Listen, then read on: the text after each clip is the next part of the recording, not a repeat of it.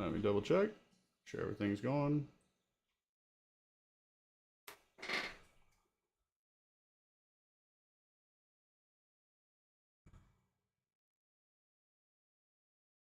Good evening, everyone.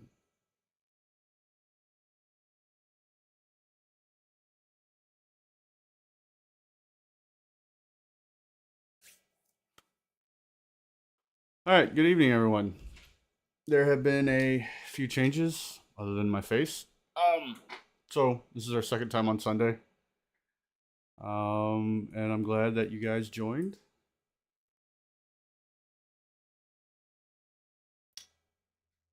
It's not streaming. Hang on.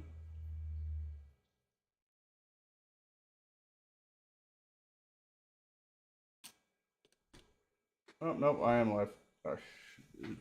So weird how this works sometimes. A tech YouTuber and still trying to figure out YouTube's tech. This is Sean with Fritz Home Tech Solutions. Had to shave, so sorry. So today I want to talk about parenting in the digital age. So this will be fun. I don't know if I can work with this guy. Well, I hope you can make room there, Blaster, and make an exception for this guy. I'll grow it back, I promise. How are you doing, by the way? I noticed you were on the stream last time.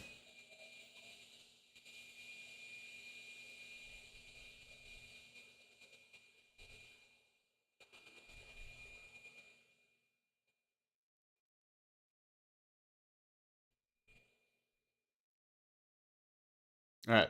Well, welcome everybody. As you can see, there has been a change. My face. Sorry.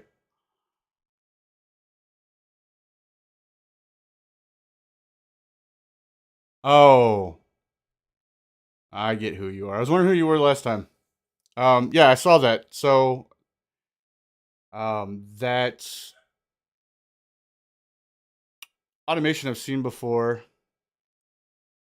Thanks, Tim. That automation I've seen before. I thought about doing it. It would be pretty neat, but I think that one was proven to be fake. But it is possible to do. Um, so let's get started, huh? We're gonna talk about digital parenting, which will be fun. Of course, we're gonna have our all fun and always Gryphon. We'll be talking about TP-Link, different tools that you can use to help with parenting, using your smart home to help with parenting and stuff like that. So let's get started.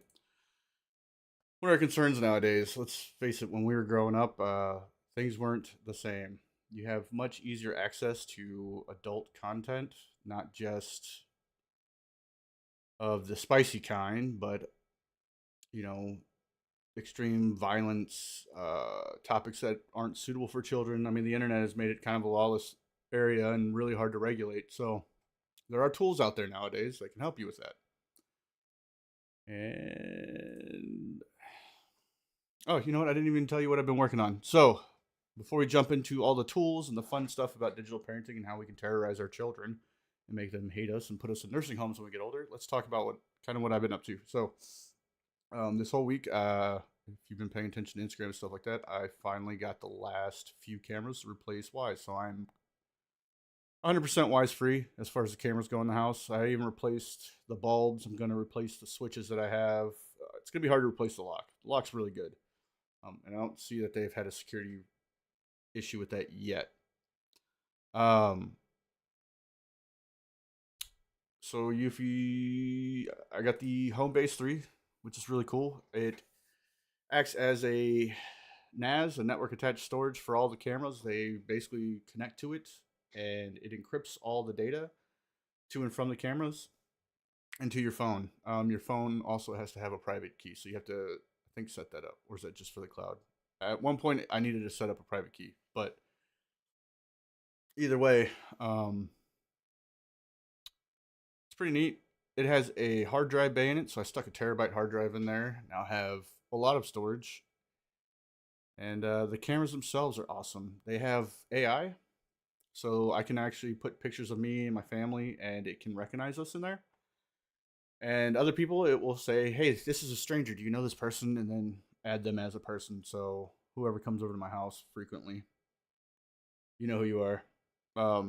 I can add to the AI system, and I'm trying to figure out if I can do automations based on that. I haven't found a good way to get Eufy into Home Assistant yet because it's kind of convoluted, but you can definitely RTSP stream into it using the RTS protocol or RTSP protocol. So I can see the cameras. I can't use them for automations yet. The integration that currently exists for it is a two-part integration that's community driven, so we'll see how that goes. But the security cameras, I'm going to view them from my phone anyway most of the time. And I would assume with the added layer of encryption security, that might cause issues with Home Assistant. So also, I've been working a lot, actually at work, off my Galaxy S8 tablet.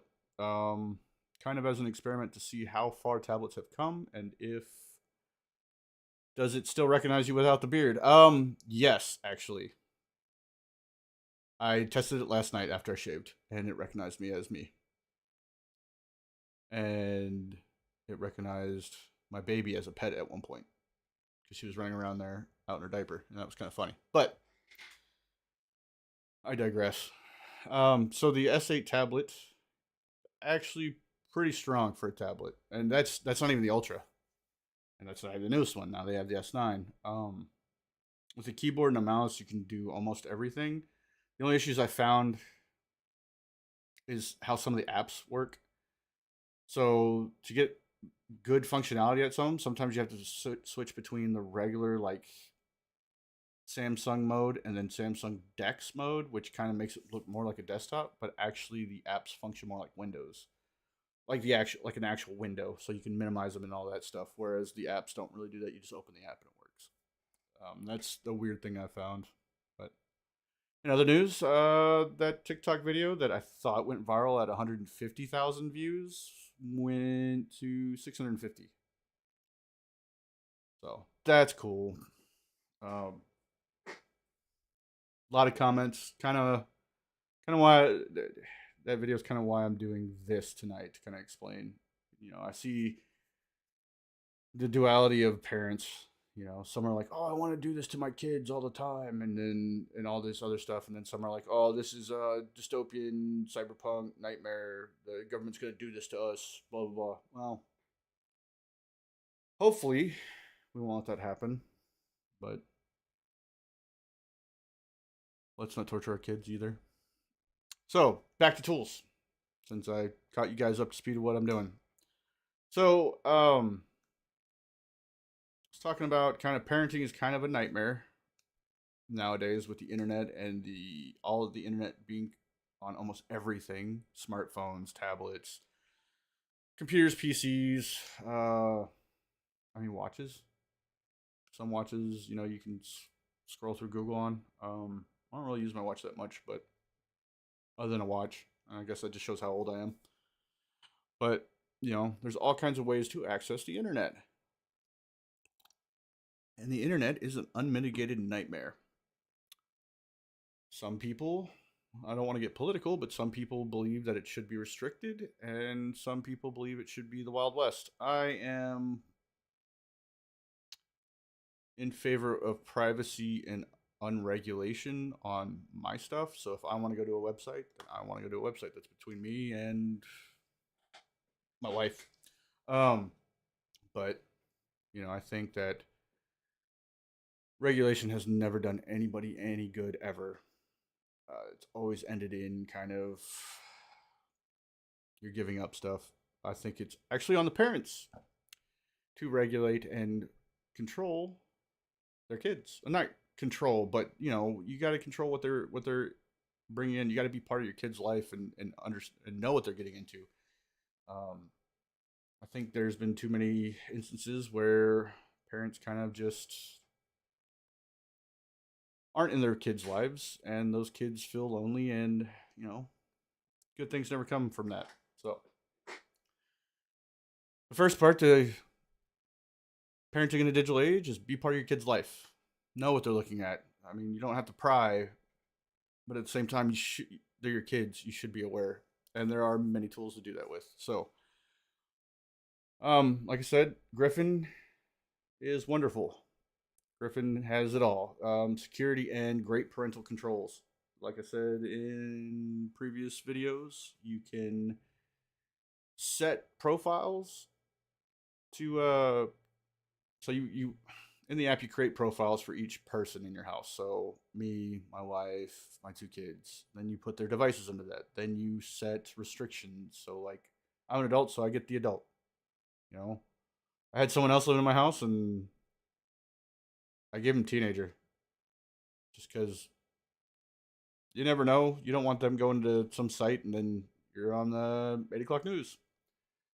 Um, and then of course I set my kids, the kid I had at the time when I had the router, so I only had one at the time. I set hers to elementary, and it only let her to go to the appropriate aged stuff. So like learning materials, kids YouTube. It didn't allow regular YouTube because let's face it, no, I'm on it. I'm streaming on it right now, but you can see a lot of shady stuff on YouTube. And since they got rid of being able to see the dislike button, you can't tell if that stuff is good or not,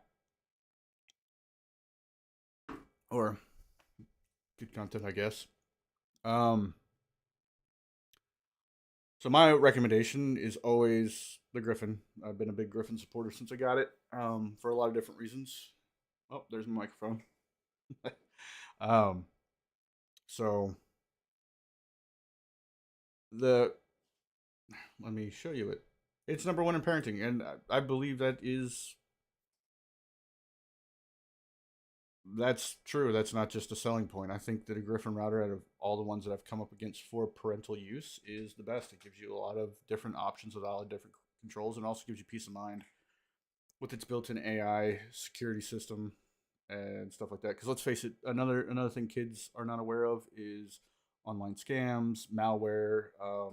If someone, most kids are into Roblox, right? That's a big thing. So if the kid gets this link or goes to this shady YouTube video that says, go to this link, freeroblox.com, and they go there and it's a scam site, well, they're going to cost you money because they're going to get that credit card. Um, this will block all that. If it's a known malicious site, if it seems malicious, if there's something funky with it, it will block it. Not just, the restrictions that you've put on, like blocking websites and stuff like that. You can also block individual apps. And it's not something you have to put on their phone at all. It'll just straight up block that app. I tested it on my wife. I blocked TikTok once. She couldn't get any traffic from TikTok or nothing. It was kind of funny. But you can do that. So, you know, uh, what's a there used to be an app called Kick that was absolutely terrible. It was directed towards kids, but there's a lot of bad stuff going on there with older people. So it blocks that. It can block all kinds of other things. It makes it really easy. So, or yeah. So and it's not just Gryphon. A lot of modern routers have that ability. So I've listed a couple here. The TP links I know have parental controls. Um, and they're a pretty decent mesh system just in general. They don't have the added security. They can't really do the stuff that Gryphon does, but they do have parental controls. You can set time limits. Oh, that's another thing. Time limits you can set in the Gryphon just like that, which is kind of important because I feel like kids are missing out on a lot of important things. This is going to make me sound old, but I feel like growing up without the internet, growing up without all the screens in my face and stuff like that, let me get out and socialize, make friends, and experience the world. And it also made you a little bit tougher because most of the time you're playing outside, so you got used to the heat. You get used to different weather elements. If it was cold, I remember heck when I was like 10 or 11 playing on the trampoline with my friend. We were freezing. My feet were so cold, but we were having fun. It toughens you up a little bit instead of sitting inside in the AC and sitting on your tablet. I'm not really against the whole antisocial nature because it's not really antisocial. I think that's an excuse that a lot of people use that I don't agree with. It's very social. When you get to talk to your friends, you get to make new friends, even though you may never meet them in real life. Like I have several friends that I've game with that I never met in real life, but I consider them my friends. I've been playing games with them for over 10 years. Those are real relationships you develop. So I don't think it's antisocial by any means. I do think it cuts a lot of life experience out. Like building a fort in the woods. Did that as a kid. Riding bikes all the time. Neighborhoods used to be filled with kids running around riding bikes. You don't see that anymore. But that's a rant, and that's just my personal opinion. However, screen time, you do need to limit that one way or another. You can't just be a zombie on your screen all the time. There's this whole phenomenon going on called the iPad kid. And these kids freak. I've seen video after video of them just, you take their iPad away and they lose it. They don't know how to interact. They don't know how to be okay without it. That's not a good thing. You don't want to have a kid have any kind of dependency on electronic digital devices because power goes out and they're sitting there bugging you because they're bored. It's not fun as a parent. But anyway, any parents in there have any opinions on that? Feel free to comment.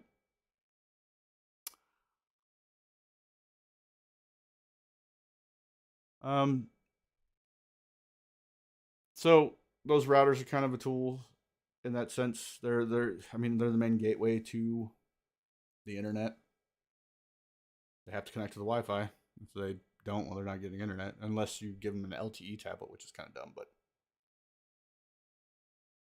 that's my personal opinion. Kids don't have to learn how to be bored anymore. You know what? That is so true. Um, I told my daughter not too long ago. I was like, hey, you need to learn to be okay with being bored because it's gonna happen, especially when you're an adult. And you go get some 8 to 5 job, you're going to be bored. You gotta be okay with that. You gotta learn to power through that. You know, being bored is not a bad thing. It's a fact of life, and I think kids, their short attention spans might not be so much the ADHD, it's just they don't know how to be bored. They've never had to do it because they've always had a device with 1,000 different things. It's well said, Blaster. Um, so apart from that major part or that tool, you also have. We're not just talking about restricting and on time and what they can view. We're also talking about raising kids. So voice assistants play a pretty big role in that. At least in my house, it does. You can use them for reminders, alarms. You can use them for music and entertainment. They're pretty helpful. You can use them to make announcements. We use it a lot. Instead of yelling across the house, we use the drop-in feature on the Amazon Echoes, which is pretty cool. We'll just call our daughter's room on that. A friend of mine's daughter used to call my daughter on it. I don't know if that's still going on, but it might be. They're pretty cool. Um, the reminders one is a big thing because we use them to remind our kids when to do their chores or when they're grounded. If you've seen the TikTok video, you'll know what I'm talking about. But yeah, I think they're a kind of an important part of, not an important part, but they're definitely a big plus to parenting nowadays. It makes things a little bit easier. Um, and I can set an alarm for my kid who's you know studying or playing games in her room, and when that alarm goes off, then she has to stop playing her game and get back to whatever she was doing. Stuff like that. Um, the Find My Device tools, parenting in a digital age, I think those are kind of, not kind of, they're really important. So if your kid has a cell phone, the Find My Device or Find My iPhone feature on Apple products and the Android Find My Device are kind of important to track your child down if you need to. There was an instance not too long ago that we had to find out where our daughter was. And she was where she said she was going to be, but another concerned parent was kind of freaking out about that. So we let them know where they were, and they calmed down. But I think they're important to know where your kids are. Don't stalk them, but you need to know where your kids are. You're responsible for them, right? Smart sensors. Probably don't think about this much, but smart sensors are great. One of my original automations was to let me know when my daughter was out of her room when it was past her bedtime. You're not supposed to be out. So it'd turn on a light in the hallway and it would say, hey, your daughter's out of her room, uh, which was neat. You can also use contact sensors on things, so like cabinets and stuff that you don't want them to get into. So like the medicine cabinet, adult beverage cabinet, the how do I put this without getting banned off YouTube? The force multiplier cabinet.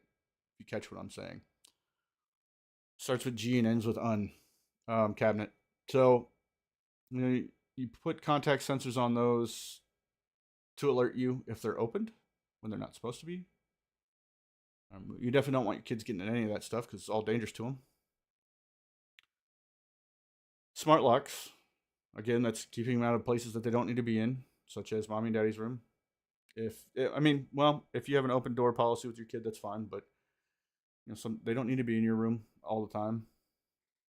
Sometimes parents need their privacy, or just keep them out of certain rooms. So, like, let's say you have an office where you keep, I don't know, expensive equipment. Maybe you have a cigar room or something like that. You put a smart lock on it. Allows you in, keeps them out. The cool thing I saw on YouTube was someone was using vibration sensors. This is kind of an expensive solution, but it was kind of cool on how they used it. So vibration sensors, they put one on each bottle of liquor that they had. And so he had an automation whenever he left the room,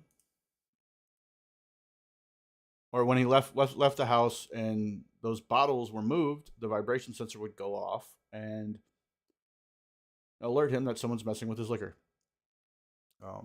Probably a kid. I think he was a stay-at-home or a single dad. But that's things, especially when they become teenagers, you got to keep an eye on.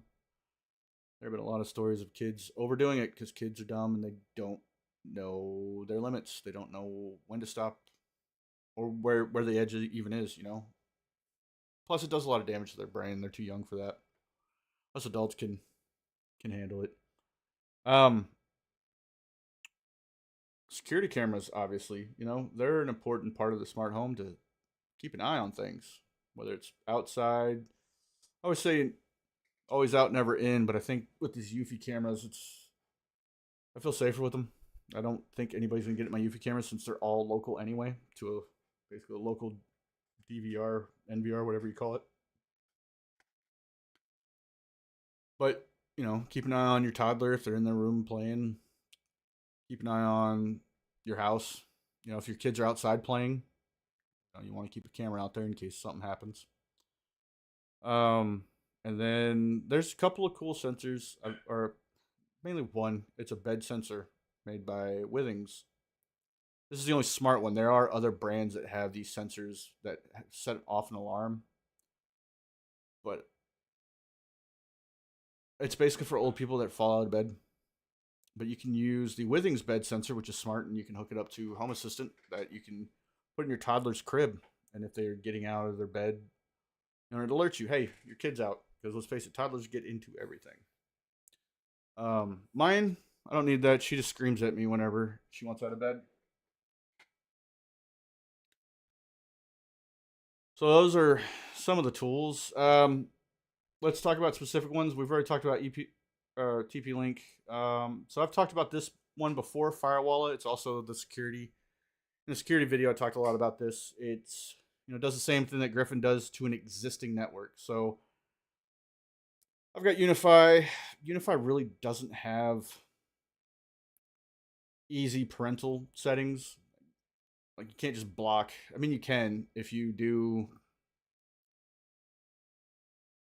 a VLAN and put all your kids' devices on that VLAN, and then have that VLAN's DNS server to a specific DNS server that only allows them to go to certain websites. So it's a little bit more involved, but you can do it. Or you can just do this. You can buy a Firewalla and connect it to the network and let it basically do its thing. You can do the parental unit or the parental units. All right, coneheads. You can do the parental controls through it. You can do the security stuff through it. So it's a network attachment. It's basically an IDS IPS device that you route all the traffic through it, and it sniffs it out. Basically, you'd put it in between your router and your switch on a unified network, or you can make it a router. Um, I think that's why they have the different grades of it. I know this is the one I've put in houses before, and the IDS IPS system, intrusion detection, intrusion prevention systems, actually do slow down your bandwidth because it has to inspect it. Um, so if it's doing that and a firewall, I don't know if the cheaper one's that powerful, but I think this one is. I think that's their whole thing, and I guess they're trying to get into the enterprise level stuff based on that. Another cool thing I found while kind of researching today before I jumped on the stream is this thing called Circle. So it is a device that you basically, I think it's a device. It used to be called Disney Circle. If I'm oh no, this is Aura. So this is different. So Aura is an app that you can put on things, but there's this thing called, let's look at for it, Disney Circle, that I kept seeing in forums and stuff like that. And what it does is it's essentially, I don't think it's right. Circle. Oh no, so yes, this is it. It's a device that you put on your network and it does the same thing, but it's more kid oriented, hence the Disney part. Um, you basically just kind of make a thing and then make a profile and then pick what apps and stuff they can access. Again, I would only recommend that if you have already a pre-built network, like a unified network or something like that you don't want to upgrade your thing. If not, if you have your crappy standard router from your ISP, I would just recommend getting Gryphon. It does everything in one package, and it's a pretty solid um, router. Plus, it can be mesh if you buy more of the devices. So, what can we do with our smart home as far as raising our kids? Okay, so that's me asking that question. No one said it in chat, by the way. First off, you can do a kid's bedtime routine. You can have the lights turned down, white noise play, music play, depends on your kid. You can even turn the fan on or off. We have what is it? A humidifier that turns on if the room is under a certain humidity for our daughter, or if she's got congestion. You can have an essential, like we have smart diffusers for essential oils to eucalyptus, peppermint, lavender helps you sleep. You just make the room smell better. Um, or just in general, remind them. Like I have my 9-year-old, she gets reminded 15 minutes before bed to make sure that she brushes her hair, brushes her teeth, gives her kisses, and says her good nights. That way she's on time to bed when she's supposed to be. That's partly just a discipline thing, and that's partly, hey, she needs to get enough sleep so she does well in school. Because when your brain's tired, you can't learn, right? Um, there's also the wake up routine. So this one doesn't necessarily work with my child, but it works with me. So I mean, you can make them a wake up routine to where Amazon's kind of funny about this. You can actually set an alarm for morning and then base a routine when they turn that alarm off. Because what my daughter was doing was just turning off the alarm and then sleeping in. Well, I had a routine, then jack up the volume on her thing and just start blasting music to make sure she gets up. So you can do stuff like that. Um, I have her lights turn on, not abruptly. It's a warm glow and it slowly comes up as if the sun were coming up. I also do things like reminders of when her bus is going to be here. So if she's still got anywhere beyond 45 minutes, it's green. If it's between 45 minutes and 30 minutes, it's yellow. If it, maybe it's green is 45 minutes to 30 minutes, 30 minutes to 15 is yellow, 15 and sooner is red, and then 0, it just shuts off. So you're already late. You should be already out of the house, but stuff like that. And one of the big things that we do too is chore reminders. So this also works for adults because it reminds me to do things like clean out the cat box, feed the dogs, feed the cats, do the dishes. You set all kinds of reminders for that kind of stuff. One of my friends kind of gave me the idea to make it more nagging so it doesn't just get forgotten, of making you have to get up and go hit a button to shut kind of a loop off. So it just go, basically the loop said feed the pets, and it keep going and keep going and keep going and keep going until you actually went over the dog kennel and hit the button and it shut off. So that was fun setting up, by the way. But then I took that automation after I learned how to do that and did it with a lot of other things. So like changing the cat box, because we have a smart cat box, but if it doesn't get cycled, they don't. If it doesn't get cleaned, it won't cycle anymore. And my cats are jerks, as all cats are, and we'll proceed to find somewhere else to use the restroom. So I made essentially an automation for me or whoever, to clean out the cat box. You can also do chore rewards. Reed from Smart Home Solver has kind of a funny way of doing this. Kids do a chore.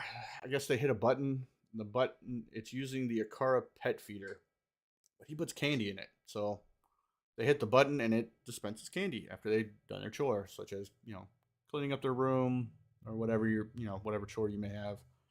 You can do internet limiting. So I'll just play it. This automation, the one that went popular on TikTok. No, we'll start from the beginning. You can do things like this. I'll explain what's going on in the background. Your status has been changed to grounded. All internet connections have been disabled. Can you guys even hear that? Probably not. Oh, that's the other one. I showed you guys how to do that last time. Yeah, you can do things like that. Grounding. And essentially what it does is I have a virtual button on my phone. And when I hit said button, it then disconnects all of her devices from the Wi-Fi. And my daughter's actually probably never seen the lights change color or heard Alexa say that, because usually when this happens, she's in the room with me and I'm discussing why she's grounded and how to get out of being grounded. So talking to my kids, that's an important part of parenting, period, digital or not. So stupid doc. Oh, that's better. That works. Potty training. I have friends and I have seen other YouTubers do this. When they're first potty training their kid, they set up like a button near the toilet, and if they're having an issue, they can hit the button and it will kind of make an alert throughout the house. Hey, I need help. I'm on the toilet and I need help. You can do that. You can also, they hit the button whenever they're finished, and hooray, because you want to reward kids in potty training. You don't want to, they're always fighting you with it on it anyway. So if you make it a game, then they're more apt to do it. You can do a family calendar for upcoming events. That way the kid knows, hey, on this day we're doing this. So like, for example, you put their doctor's appointments or their extracurricular activities, or when the grandparents are coming over, or when you're going on vacation, so they can see all that and be aware of what's going on in the house. So there's no, oh, I forgot. Or they have a project, in school. They have a project coming up, you put it on the board and they can see it every day. I did this through DAC board and just a screen, but you can also do it with the Amazon Echo Show 15. And there's a bunch of other companies out there doing that right now. There's so many. Always like a family board. Some get really expensive though. Like there was one that had a whole to-do checklist and the family calendar and all this other stuff. And I was like, I can do that for way less. So that's what I'm going to do. But for people that can't, there you go. Announcements. As far as digital parenting. Um, Dinner's ready. No longer do you have to scream through the house. You can just say, hey, Amazon Echo, announce blah, and Google can do it too, and I think Siri can. I don't know. I haven't messed with Siri too much. She's kind of dumb, in my opinion. Sorry if you use her, but I also think Google's not that great, but people love it. And I have clients that use it, and so I've learned how to use it. I don't like it. So yeah, digital parenting in a nutshell. Don't abuse this stuff. You can really don't let the Amazon Echoes and the smart homes raise your kids for you. They're tools. Well, this is my opinion. Raise your kids however you want, but personally, I just think the number one thing is be a part of your kid's life, and these are tools. They're not, you know, heck, people had problems with the TV raising their kids when they were, parenting. You just plop them down in front of the TV and let them do whatever. Uh, I think they kind of messed some people up because the understanding of reality wasn't what reality was, I guess, because they just watched everything on TV. Same thing with video games, I guess. That was a big thing when I was growing up. Oh, they're gonna make you more violent. I had decent parents, so I knew the difference between wrong and right and reality. But to make your job easier, because parenting is hard, um, use these tools, especially with the internet. It's crazy. This is kind of, we grew up with the internet. We didn't grow up on the internet, and it's a little different nowadays. So utilize some of these tools. It'll make your life easier. You won't have to worry so much. You don't have to worry about if your kid stumbles on a weird website because they were searching the White House and they went whitehouse.com instead of whitehouse.gov. I think we all remember what that led you to. If you were a kid doing any report on any of the presidents back in the day when the internet was brand new and fresh. And you gotta be real careful with predators online. I don't think I can stress that enough. So know what's going on in your kid's life, and it's your right as a parent to know who they're talking to. Don't let them be so private that they end up leaving the house one day and you never see them again.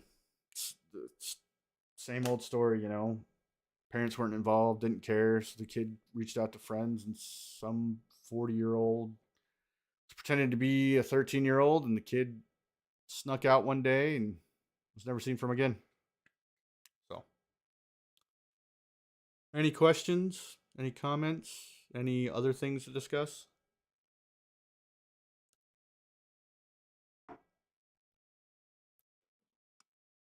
Anything you want to see me automate?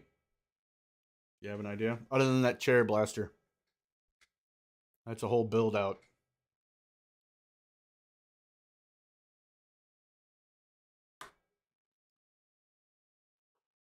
All right, well, there's a lag, so I'll give it a minute, but I know was going to do the video this weekend, kind of got messed up with everyone kind of getting sick, so I wasn't able to really get the other video recorded. I'll shoot for next weekend, hopefully. Hopefully it'll be out on Saturday. We'll still do the live stream on Sunday. Any suggestions for next topic? Anything you guys want to see?